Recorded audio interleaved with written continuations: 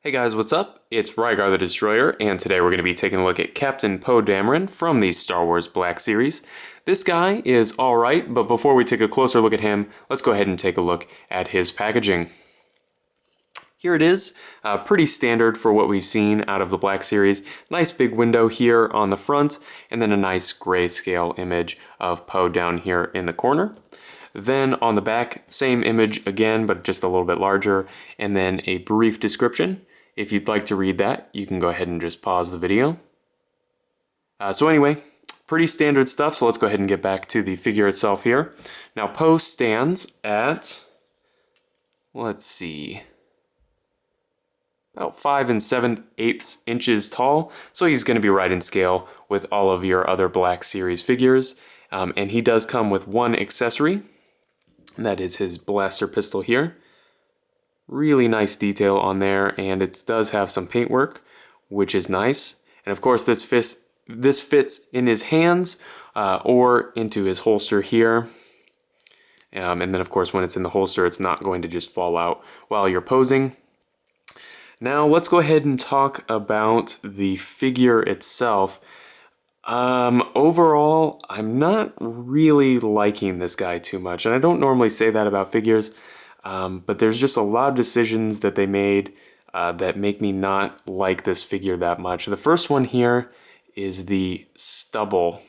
They painted it in a way that it doesn't look like hair, like 5 o'clock shadow or something. It looks like, he had a can of spray paint, black spray paint that exploded and misted his chin and stuff. It doesn't really look that good. It actually looks better on camera here than it does in person. It sticks out like a sore thumb. The next thing that they did on this figure that I don't really like is here on his torso. As you can see on the bottom half here, it's very, very detailed in his shirt. And then on the top half, the sculpt is a little bit softer. Now, either of these decisions is fine on their own, but when they're right next to each other, they don't look that good.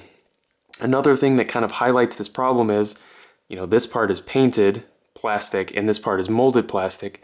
The colors don't quite match, and this one is satin and this one is high gloss. So it really doesn't look that good, in my opinion. Another problem, mine's got a little bit of a mismold here where it's been sliced down the bottom.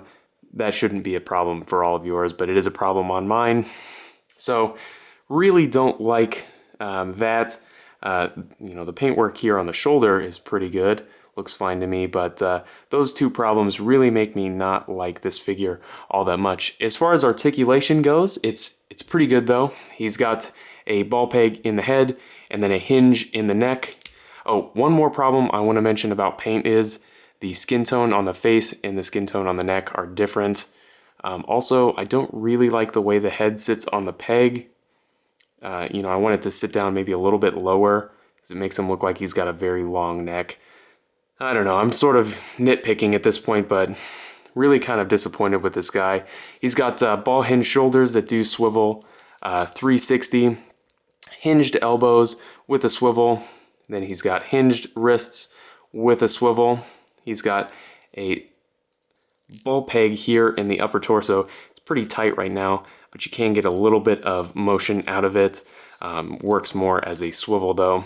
He's got T-jointed hips with a decent range forward and out to the side, a thigh swivel, double jointed knees with a nice range. They will go farther than that, like always. And then he's got a hinged ankle with an ankle rocker. So overall the articulation's pretty good, but I just don't really like this figure that much, and I would not recommend it. I have a feeling that this will be a peg warmer, and you'll eventually be able to buy it for like, I don't know, 10 bucks or less, and maybe at that point go ahead and pick it up just to add it to your collection. But for full price, I definitely wouldn't pick this guy up. So if you have any comments or questions, please leave them down in the comment section below, and I guess I'll see you later.